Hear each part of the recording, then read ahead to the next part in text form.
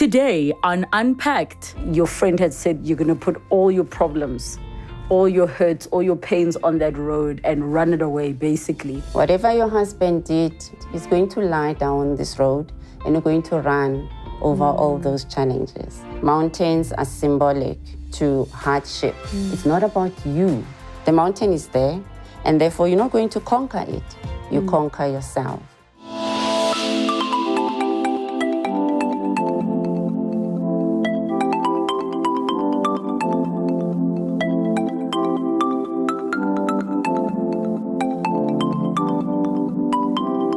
Climbing many mountains and running many marathons, all in the name of conquering life's challenges. Today's guest is here to share her story. Let's unpack.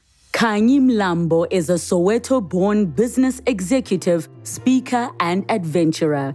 As a mountain climber and marathon runner, she has used every adventure undertaken as an opportunity to overcome pain and turn it into power. This is her story. Let's unpack. Khanyi, welcome to the show. Thank you so much for joining us. Thank you, Relebogile, and thank you for inviting me to your show. So take us back to the time you were born, because there was some really exceptional circumstances around your birth and even you getting the name Khanyi. You know, thank you so much, in fact, for your intro, that mountaineering is about conquering.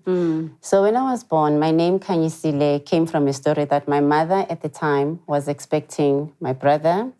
And unfortunately, in the 6th term of her pregnancy, my brother was kidnapped. And So as in her in her 6 months. 6th month of the pregnancy, carrying me. Your brother was kidnapped. Yes, and I'm the last born at home. Yes. She had given birth to 10 children by then, so I was number 10. Wow. And it was difficult for my mother to handle the fact that she could not get my brother to be found. The police had stopped looking for him. Wow. So throughout that pregnancy, she just knew that the child who had been lost for her was still alive. She still had hope that she would find my brother. So she decided to give me a name, Kanyes, saying, this one who's coming now is going to light a way for the brother to come home. My brother's name was Umqoqi. My mother had a thing of giving us name depending on the circumstances that she was faced with at the time. On the day when I was born at Baragwanath Hospital, my mother told us the story that my brother was found. What? So there I was, Kanyes, there her child dropped off outside our home in Dube, Soweto. Nobody explained where he was and how he got back home. But on that day of Kanyes being born, my brother was found. So that's the name. How old was he at the time? He was 5 years old. Wow, wow. Yeah. Ooh. So, I mean, do you feel the pressure of your name, Kanyes, knowing the circumstances? You know, us black people and names, and we call it black text and everything. Yes. I was black text, day one. I'm born, you're Kanyes, you're going to brighten up our life here at home. It was a very difficult circumstances that my mother was facing, having 10 children, plus 3 more kids that she was given by her bigger sister, and my father's firstborn child, whom my mother raised. So in total, she raised 13 children. Wow. My mother was the kind of a person who also had many other kids. There was a time when I was growing up that I never knew whether I was the real child or there was somebody else, because there was always many children. So I felt the sense of responsibility from early on that my name meant something and that my name had to count for something and that I had to do something about it. So throughout your upbringing, was there ever a point where you thought to yourself that you're going to do great things? Because obviously I know your story and how amazingly you've conquered the many things that you have, right? But just in hindsight, do you think there was a part of you that knew that there was something different and special about you? You know, Relebogile, there was. From early on, I just knew that there was something that I needed to do. From the age 13, when I turned 13, it was the biggest turning point of my life.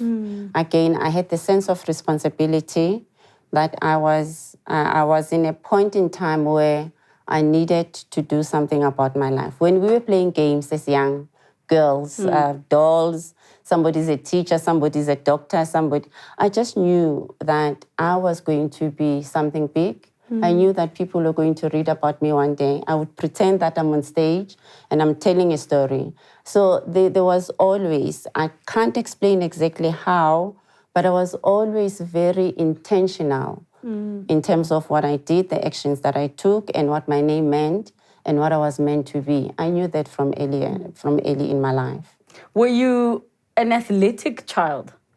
Far from it. In fact, at school, if they needed to choose kids to participate in athletics, I would not even be counted because I had no talent whatsoever. Yes. And also, when it came to recreational activities at school, I would never be counted. I was that child who was always beaten up because I was not performing. Wow. Or I was the weakest link in the team. So I'm the last person who should be telling a story about I'm a marathoner, I'm a mountaineer, based on how I grew up. So if we are to look at the fact that you are a marathon runner and a mountaineer, which one did you actually do first? And what were the circumstances that inspired you to do that? Considering you were not this athletic person, you get people that were running at school and they continue to their adulthood, but we're now puppets in jail. Life throws things at us, and it just depends how you receive what life is throwing at you and how do you respond. I come from Soweto, and the first marathon that I ran was Soweto Marathon. At the time when I started running, I had already been married. I got married when I was very young, my first marriage. And if I can just put it out there, I got married twice. So I tried, and it didn't work. There can still be another time. Oh, yeah. I mean, Elizabeth Taylor can't be alone in that whole journey. So, Relebogile, I got married very young in a highly charged relationship. For me, love at first sight. For my first husband, took him a while, but he got around the fact that we were a team. We were meant to be together. And I got married to a young, angry man, based on his own background and his own issues. And I was there fully wanting to be in a marriage based on how I saw my mother's life panned out in front of me. My mother's marriage was very difficult. Our upbringing was so dysfunctional in terms of she was exposed to a difficult man who in many instances subjected her to abuse, physical, emotional, and in many ways. But my mother stayed in her marriage. So my whole outlook, the influence that she had on me was that you stay in a marriage. So getting married for the first time, I'm young, and I just wanted to do everything I could to make sure that I stay in the marriage. And whatever my first husband was unleashing in his own way, dealing with his own issues, for me, it was right. It was normal because I had seen it in my own life. So by the time I said enough, by the time I was at the point where I was not going to allow how I was impacted in my marriage, it had many, many beautiful angles to it. But the biggest difficulty was just dealing with somebody who was just so angry and somebody whom I could not just turn around to show that actually we're not fighting. This thing is a marriage, is not a fight. And therefore being subjected to some of the many difficulties like many people go through in marriages. A friend of mine in fact, my first husband introduced me to running, believe it or not. Wow. He was a runner. I didn't know anything about running. So in our marriage, he was the athlete in the family. But when I left, I continued with my running. So you had started running with him? I had started running with him. And because of him? And because of him, he actually introduced me in the world of running. But no marathon, like 5 kilometers, 6 kilometers, and not just follow behind him. But 5 kilometers is a lot, like for somebody who was not athletic. Yes. And I mean, it's one thing to say, I'll support that, baby, I'll run with you for this race. It's another thing to keep doing it. Yes. So what was it that you connected to the running? It was they know how to run. You know, a lot of us don't understand that in anything that we need to do in life, you need to understand exactly what it is and why. So even with running, anybody, I believe, can run as long as you understand what running means and why are you running. So what I was taught, Khanyi, you're running so that you can preserve your long-term health, your life in future. You also run because this is a personal challenge. You finish 1 kilometer, the next run 2 kilometers, 10 kilometers, and voila, you've done a marathon, all 42 kilometers of it. So what I learned in the first stages of my running through my first husband was the principle of running. And also it's about the commitment and how you have to put yourself there, wake up in the morning and go and run. And that's what I learned, those principles. It's a part and parcel of my whole life story. What is the principle?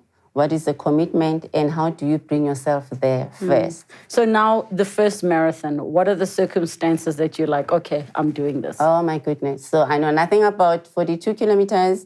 I know I can run 5 kilometers. In fact, at the time, I did not even know distances. Yes. So I met a friend who had done Comrades marathon, who was a seasoned runner, and said to me, Khanyi, you know, you can run a marathon, because you could see I could run 1 kilometer, 5.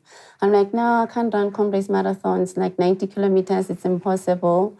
But he said, I had enough drive, I had enough hunger, and I had so much pain that I needed to deal with. I actually went into depression after my first marriage.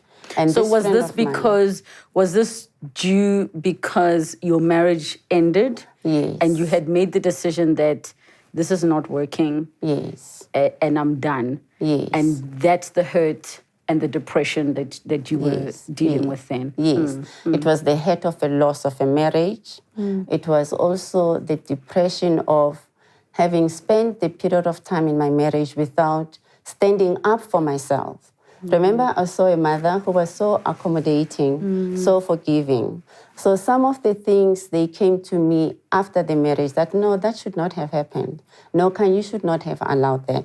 And then only then did my anger come out. Only then when I realized what I had subjected myself to, unbeknown to me, began to haunt me, and that's the depressive state. And this friend of mine said, you know, Khanyi, you're going to run a marathon.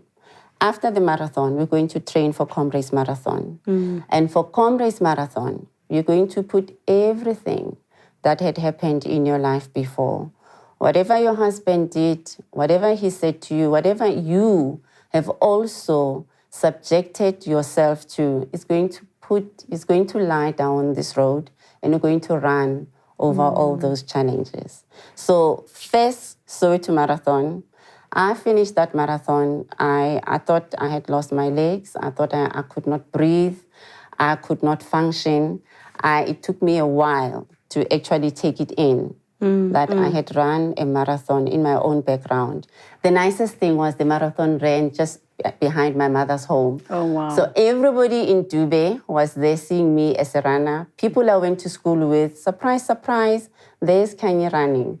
It was one of the biggest achievements of my life to find myself there. Was it, you know, because I'm listening to you talk and I'm thinking about the fact that your friend had said you're going to put all your problems, all your hurts, all your pains on that road and run it away, basically. Was it emotional running? Did you have moments where you wanted to cry? And it could have been because of the pain of your legs or the pain of what it means to be running. You know, Relebogile, I cannot put it in words enough, the emotional state that I found myself in. When you are at the beginning, at the start of the marathon, there's throngs of people. Everybody's nervous. Don't look at marathoners, even though, earlier on you said you're nervous because we're coming here for the first time in the studio. Yeah. Everybody's nervous. Now imagine being the first time runner. I know nothing about running beyond 20 kilometers as an example. So every hurdle, every hill, every corner, every blister, it was just so emotional to me. I was so aware and present at that moment that I'm doing something that I never thought I'd be able to do. But also it was a moment where I remembered what my teacher said, you can't run. I remembered how, when I was young, my friends at the time, you know how cruel young people and kids can be. They would not choose me to be part of the team when they were choosing each other. And there, 21 kilometers. In fact, because it was 42, I never even realized when I got to 21. When I got to 32 kilometers, I never even noticed. I only noticed when I got to 40 that actually I've done something extraordinary. Wow. By the time I got to 42, facing the finish line, I cried because I was that emotional about everything that I had gone through in my life. So the first mountain you conquered, what were those circumstances? And did it make it easier that you had, achieved a marathon in terms of the motivation that, I could do that, so this I can do? You know, the sort of like the ego of a young person. I'm a marathoner. I've done Comrades marathon. Mountains is nothing. I actually had to be humbled. I was very close to my mother. I was committed to my mother. I had seen her difficult journey raising us. And there she was. I was okay now. I was qualified. I was in the architectural profession. I was an executive. And all I wanted to do was to have more time to take care of my mother and somehow help to take away all the pain and all the tears that she had gone through because of raising us. And then suddenly, my mother fell sick. She was 84 years at that time. And everything that I had planned, which I thought was up to me, was crumbling in front of me. She was not going to be there. She was diagnosed with cervical cancer. And I was told what that sickness was going to do to her body and that how much she had in terms of living the last days of her life. So it was the biggest challenge for me. And I needed something much more bigger to deal with the fact that my mother was not going to be around. Having made her the pinnacle of my life and everything that I wanted to achieve with everything that I had. So there was an opportunity to climb Mount Kilimanjaro. You know, mountains are a great symbol of difficulty. Mountains are symbolic to hardship. And I took the challenge to summit Mount Kilimanjaro with an understanding that I'm going to have to conquer my fear of a future without my mother. There's a saying in mountaineering, you don't conquer the mountain, you conquer yourself. So when I understand the concept of having to conquer life without my mother, I had to put myself there. So Mount Kilimanjaro, being the mountain in the continent, was so significant for me to be able to climb and challenge myself in going through each day of climbing a mountain, overcoming every challenge that's provided by the day, by each step that you take. So this whole attitude, I'm a marathoner, I've done Comrades marathon, it meant absolutely nothing because in mountaineering, it's a totally different ballgame. In running, you have people, as an example, who urge you on. You've got spectators, everybody, hey, you're doing great. You're going to get there. You're almost done. On mountains, there are no spectators. You put yourself there, literally on a daily basis. In fact, facing death. Because mountaineering is an issue of life and death. And many people have gone through many difficulties. We know many South Africans whose lives were lost on this mountain. Summiting Kilimanjaro for me was one of those biggest issues of my personal life that I had to overcome and achieved. And I was able to face the rest of my future knowing that my mother is no more. So when you summited and you made it to the top, was the fear of a possible life without your mom, as in she was still around when you were climbing, right? She had already gone. So she had already gone. Yes. And this is now the reality that you are facing is mom is gone and I have to face this fear of mine of being without her. Yes. So as you are climbing, which is literally one foot in front of the other, one foot in front of the other, what is going through your mind? What are you saying to yourself? in terms of conquering yourself? You know, the first day of the climb, mountain climbing is the biggest teacher of life lessons. So we go to the foot of the mountain, we look at this huge mountain in front of us, and it looked impossible to climb. So each event of my life, my mother's passing was already a mountain on its own. So having the guides to take us through the first day, where you start slowly. Mountaineering is about pacing yourself. So whilst the summit is high up there, whilst your challenges are bigger than you, but you're not going to rush and run and get into the top so that you solve all your problems immediately. Some of life's problems, particularly mine, I had to take a step back and say, Kanye, we're going to start all over again. You're going to believe and trust. You're going to wake yourself up again and face another day. You still have to finish your dreams of going to school, as an example. You still have to finish your dreams of being a mother yourself. You still have to go through some of the life achievements and ambitions that you have. Because my biggest achievement for me and ambition had been simply limited to my mother's life was going to be okay because of me. Who am I to think that I actually own that much power? And the mountain humbled me. By day 3, when I realized that, in fact, the guides, I mean, those guys are much younger, much more thinner than some of us. And you look at them and you're thinking, there's no way this guy is going to help me to summit. It's the humility that you are taught. You are forced to have a teachable spirit. That as much as I may have achieved and gotten over so many things in my life, there's still a whole lot more to learn. And I had to learn those steps of climbing, of breathing. One of the biggest lessons in mountains is you do more with less, where you have very little water to drink because there's no available water. You have a small tent to sleep in. You're facing elements that are natural, that are not nursing your situation. The weather doesn't say, Khanyi is fearful of the cold, so let me be warmer today. It's not about you. The mountain is there. You are the one who have come to the mountain. And therefore, you're not going to conquer it. You conquer yourself. And that was the journey of learning to live without my mother. Yes, she was a big force in my life.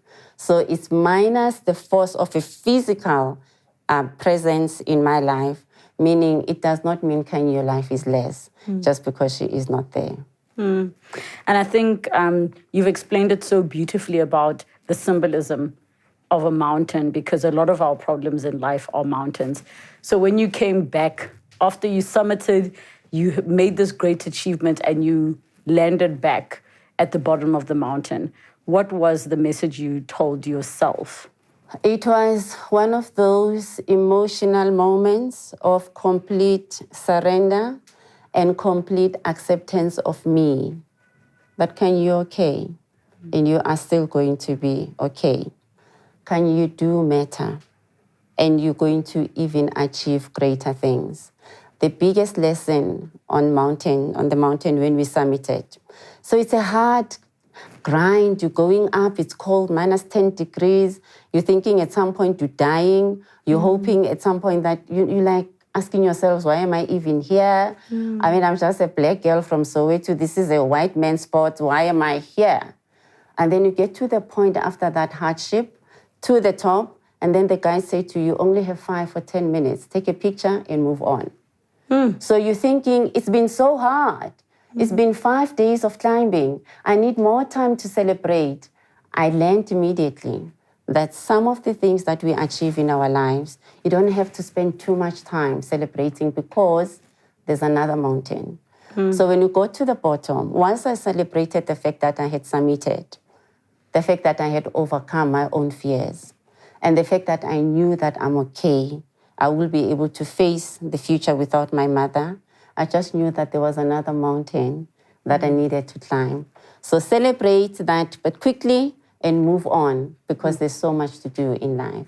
That was the message to me. In terms of your first Comrades, so this friend had said to you, we're going to train. You're going to do this first Comrades. Did it bring for you what you thought it would bring for you? And I mean, running Soweto Marathon versus the Comrades is more than double the distance, more than double the time. It's a whole different mountain to climb. What was that experience like for you? The most important thing about Comrades Marathon is that it minimizes some of the challenges that you thought were. I thought the marathon was the biggest achievement, was the most difficult thing. No, it's actually double the distance. In fact, more than double the distance.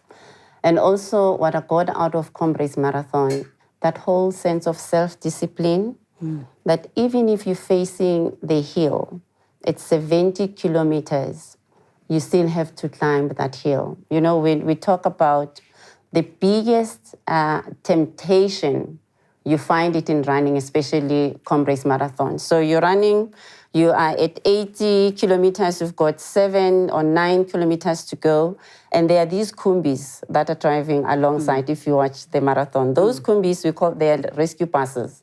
They're waiting for people who are going to give up, people who can't. So we call them Usatane, literally the devil. Because it's the temptation. Exactly. There's nothing as tempting as that kumbi, because you already see people, they're sitting inside, they're already eating ice cream, they're drinking. It's nice. You want to be there. And you're still facing this hill. And it takes the difference between how hungry you are to get over the hill, and also why are you there in the first place. So it's the message that you need to keep reminding yourself, why am I running this? And therefore, it makes the hill much more attainable, because if your goal of achieving the Comrades Marathon medal is bigger than that hill, you can actually overcome. So when I finished my first Comrades, yes, I did meet the goal of saying, the fact that you got divorced, Khanyi, does not make you less of a woman. Because there are also the societal pressures, especially for us as women, and I'm sure men as well, you take it as a personal failure. This was somebody that I just knew we were meant to be together. I was that young, so how did it happen that I could not make it in the marriage? And it was how many years that you were married before it ended? It was a very short stint of 5 years. Impactful, highly charged, energetic. So it ended once it was still on the high. And therefore I was battling with managing the fact that it ended that abruptly. But when I finished Comrades Marathon, and yes, I had a self-talk throughout those hills.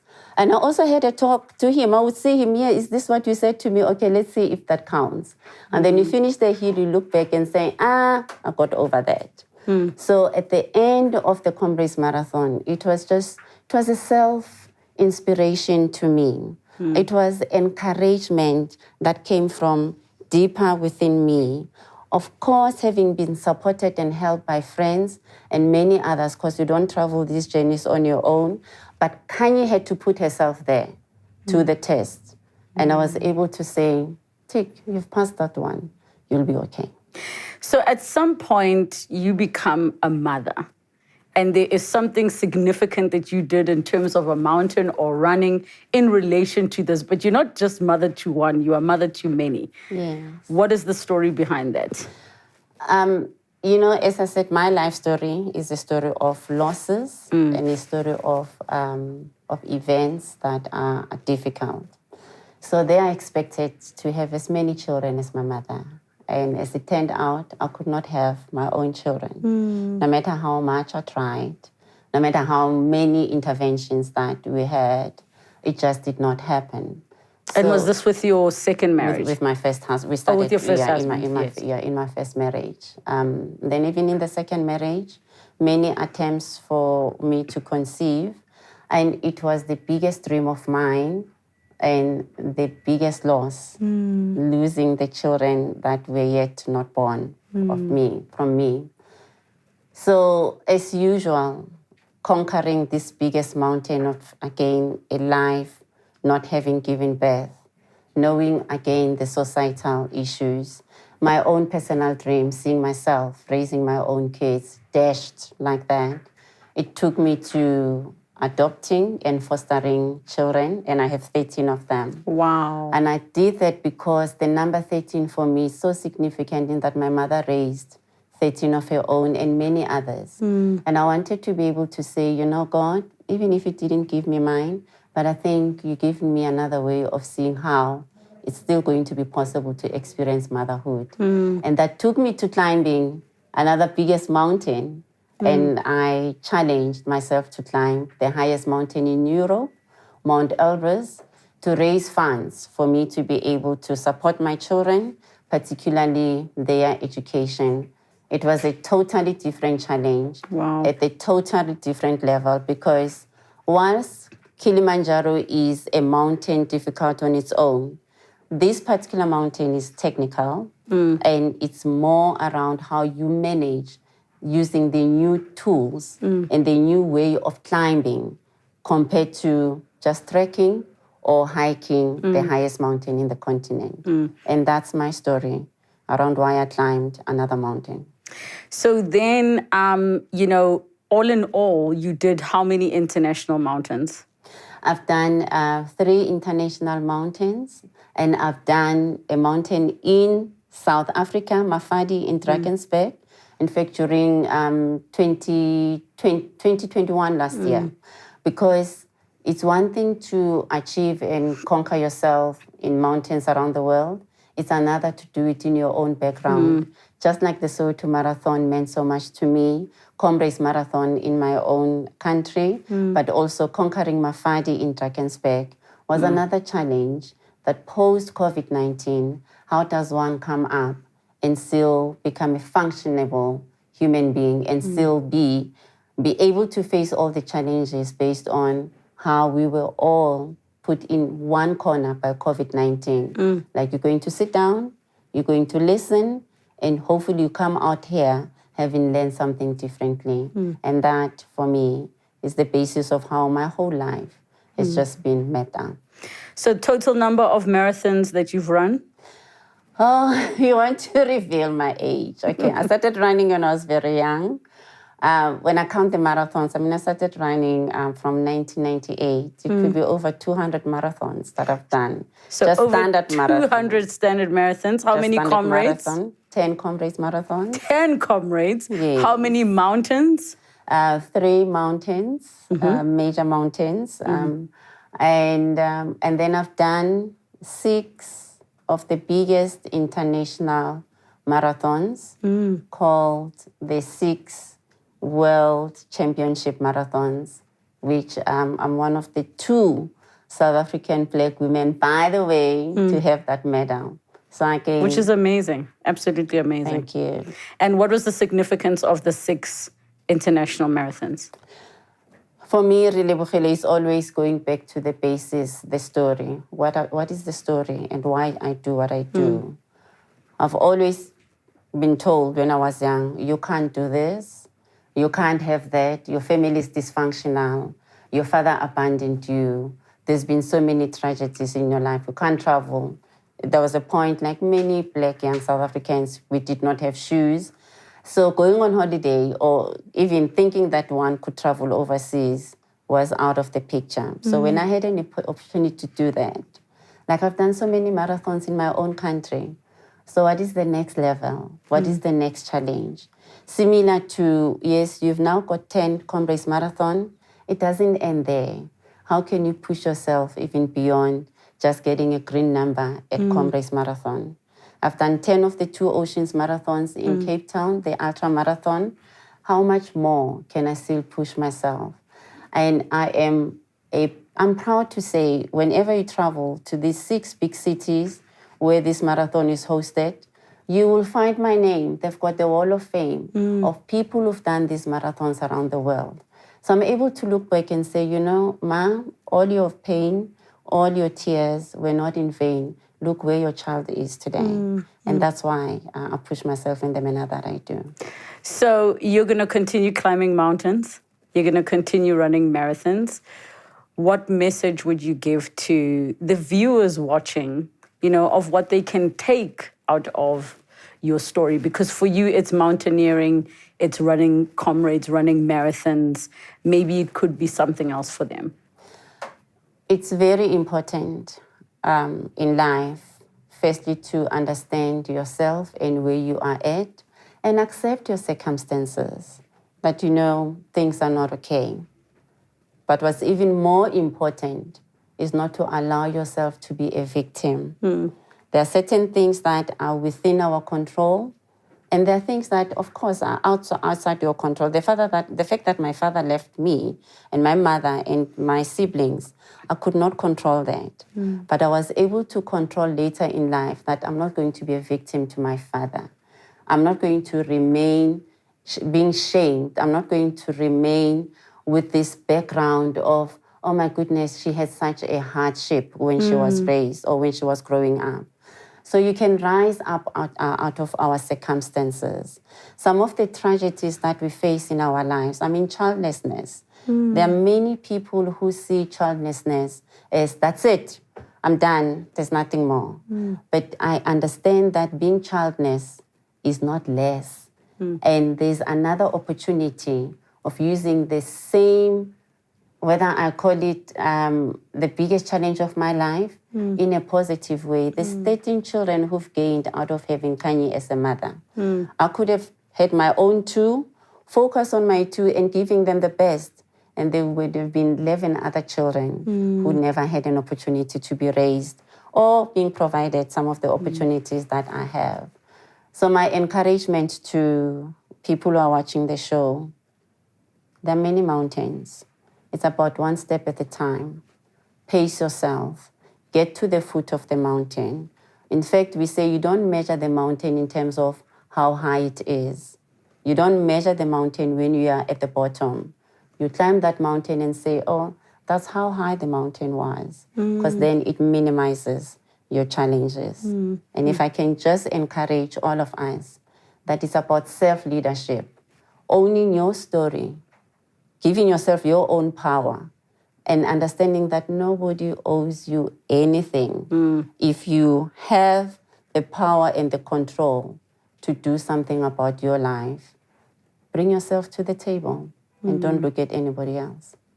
Khanyi, thank you so much for inspiring us with your phenomenal story, but for just overcoming all that you have. I know that at some point, you hopefully will be penning your story in detail so we can read and find out all about what you've gone through. But for what you have shared with us today, thank you so much. Thank you for the opportunity. I appreciate # it. Unpacked with Relebogile. Is there something that you got to take out of the story, or maybe the story made you realize some of the mountains that you still need to conquer? I hope you're able to lay all of your problems on the road and figuratively run them away. Thank you so much for joining us. Have a good night. Next time on Unpacked. The only thing that I felt was when something opened my door and dragged me. You were being pulled out the car. Yes. Do you have any idea who or what pulled you out the car? If I'm to answer that, I'd say it's my God. When did the doctors tell you the seriousness of your injuries? That was the time where I would scream. The burns on their own, it was just too much.